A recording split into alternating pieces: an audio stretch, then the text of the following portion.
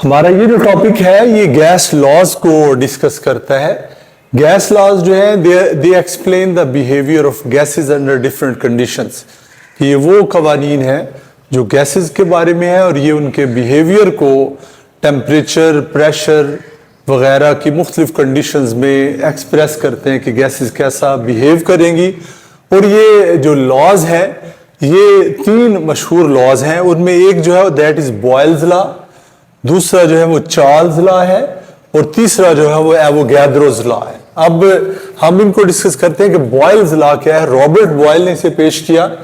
यहाँ पे मेरा सुनने वालों से क्वेश्चन है कि आप मुझे बताएं कि रॉबर्ट बॉयल ने अपना ये लॉ कब पेश किया और क्या बॉयल और चार्ल्स का ये जो लॉज हैं, ये जो कवानीन है, क्या ये एक ही साल में पेश हुए या अलग अलग? तो कमेंट्स में इसका जवाब जरूर दीजिएगा।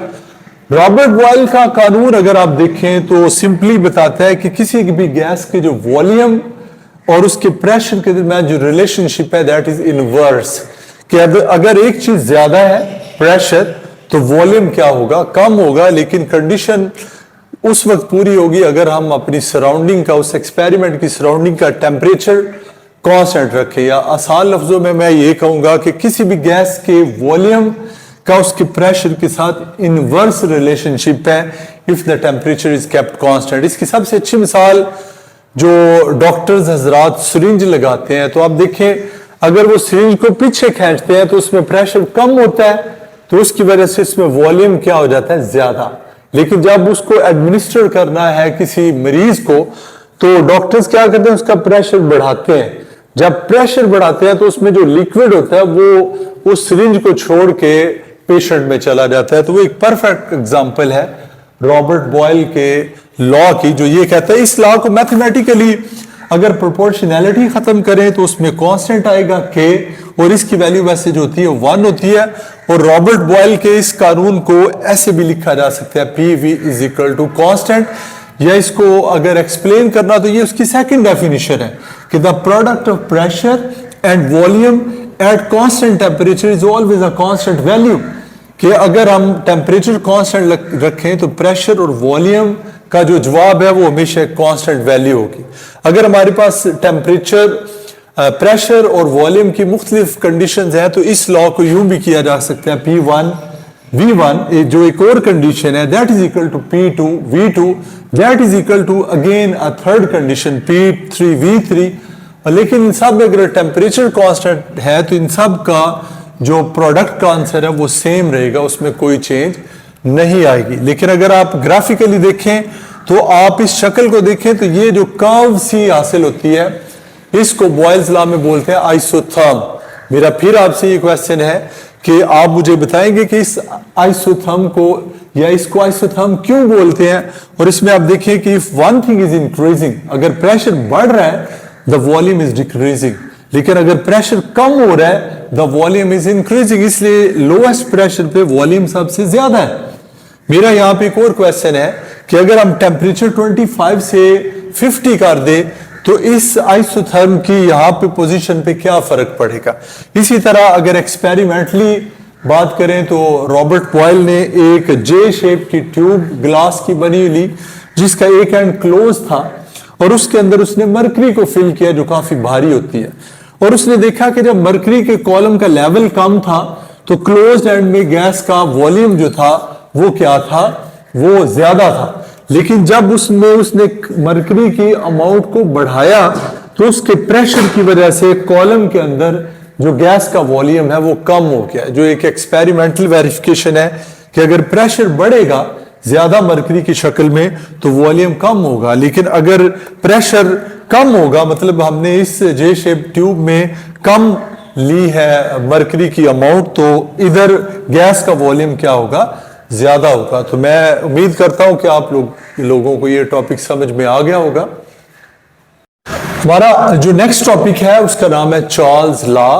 Charles was a French scientist, French chemist था, साइंसदान था और उसने गैसेस के वॉल्यूम का टेम्परेचर के साथ रिलेशनशिप जो था वो डिराइव किया, एक्सपेरिमेंटली प्रूव किया। और उसने कहा कि अगर कांस्टेंट प्रेशर रखा जाए, if you are not changing the external pressure, या हम उस जगह का प्रेशर नहीं बदले जहां भी प्रैक्टिकल किया जा रहा है, तो किसी भी गैस के टेम्परेचर का उसके साथ डायरेक्ट रिलेशनशिप है। मतलब अगर टेम्परेचर बढ़ाते जाए तो वॉल्यूम क्या करेगा, बढ़ेगा। और उसकी वजह सिंपल है, काइनेटिक मॉलिक्यूलर थ्योरी कहती है कि अगर टेम्परेचर ज्यादा करते जाए तो गैस के मॉलिक्यूल्स के उस वेजल या कंटेनर में जिसमें गैस पड़ी है उसके साथ कोलिजन्स बढ़ेंगे, और जब कोलिजन्स बढ़ेंगे तो काइनेटिक मॉलिक्यूलर थ्योरी बोलती है कि जितने number of collisions of gas particles on the walls of the container are great, कि जितने गैस के मॉलिक्यूल ज्यादा टकराएंगे कंटेनर की दीवारों के साथ तो उतना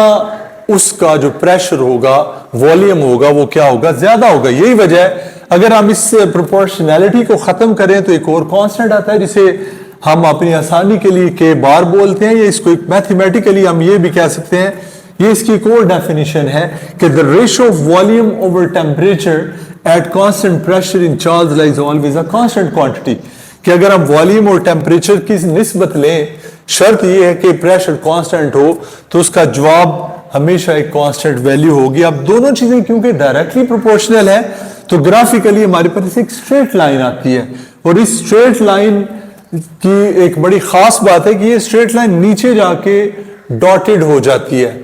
मेरा यहाँ पे सुनने वालों से ये क्वेश्चन है कि why this solid line changes into a dotted one while reaching the temperature axis, कि जब ये लाइन टेम्परेचर एक्सिस के करीब आती है तो ये डॉटेड क्यों हो जाती है। मैं इसका जवाब आपसे एक्सपेक्ट करूंगा कि आपको मैथ्स में देंगे। एक्सपेरिमेंटली देखें तो ये पहला पिस्टन है जिसमें गैस है वॉल्यूम V1 पे, और यहाँ पे इसका टेम्परेचर रिलेटिवली हायर है, तो हाई टेम्परेचर पे देखें ये मूवेबल पिस्टन थोड़ा सा अप है, इसका मतलब गैस जो है उसने ज्यादा वॉल्यूम कवर किया हुआ है।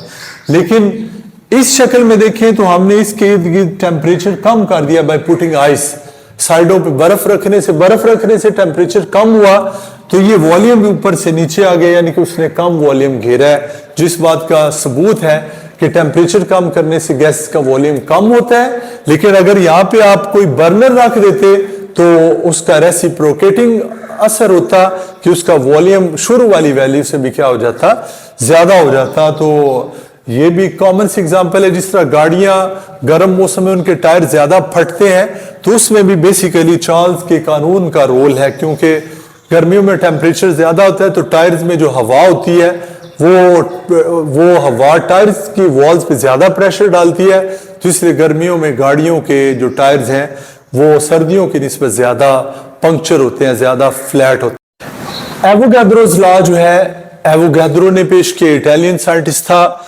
इसने गैसेस के वॉल्यूम का रिलेशनशिप उनके नंबर ऑफ मोल से निकाला, और आपको पता है कि जितने नंबर ऑफ मोल ज्यादा है इतना उसके गैस के पार्टिकल ज्यादा होंगे। तो एवोगैड्रो कहता है कि if the temperature and pressure is kept constant, कि अगर गैसेस के टेम्परेचर और प्रेशर को कांस्टेंट रखें तो उनका वॉल्यूम उनके नंबर ऑफ मोल्स के डायरेक्टली प्रोपोर्शनल है। इसका मतलब यही है कि दो अलग अलग कंटेनर्स में एक 1 मोल गैस है और एक में 2 मोल गैस है, तो 1 मोल के जो गैस है उसका वॉल्यूम कम है, जो 2 मोल गैस है उसका वॉल्यूम क्या है, ज्यादा, क्योंकि उसके अंदर नंबर ऑफ पार्टिकल्स जो है वो 1 मोल की निस्बत ज्यादा है। और यहां पे क्योंकि दोनों चीजें एक दूसरे का डायरेक्ट रिलेशनशिप रखती हैं, तो इफ वन इज इंक्रीजिंग, अगर नंबर ऑफ मोल्स बढ़ रहे हैं तो आप देख सकते हैं कि वॉल्यूम भी क्या करता है, बढ़ रहा है, और अगर नंबर ऑफ मोल्स कम होंगे तो उस गैस का जो वॉल्यूम है वो भी क्या होगा, कम होगा। इस लॉ में जो टेम्परेचर और प्रेशर है उनको कांस्टेंट रखना जरूरी है। Thank you.